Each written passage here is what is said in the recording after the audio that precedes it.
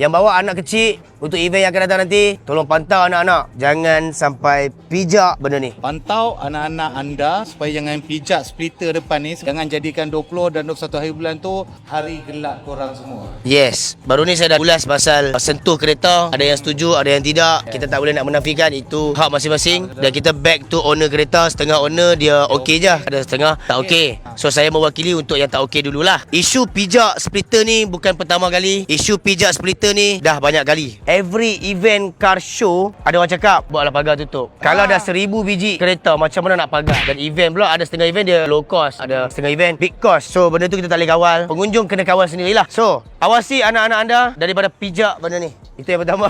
Ini memang siapa-siapa pun akan marah. Kalau ada orang lawan juga saya konten ni. Asal pijak tak boleh, asal tak pijak tak boleh. Pijak dia yo.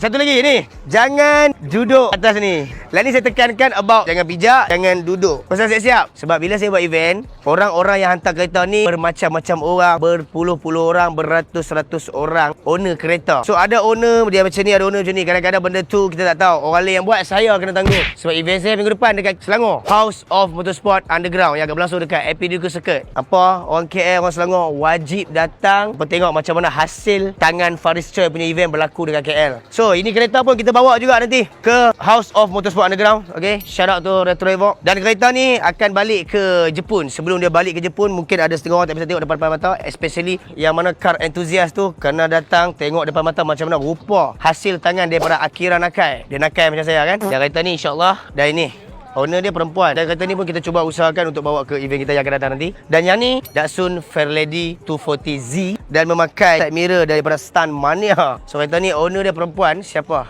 Farah Darling, wife kepada Ali Retro Evoque. So jumpa korang dekat event 20-21 hari bulan nanti. Hasil tangan anak Anto Mike dekat Selatan. So jumpa apa dekat sana nanti, Epidico Circuit, House of Motorsport Underground. Kau nak tengok event yang feel yang satu macam kan? Datang event saya.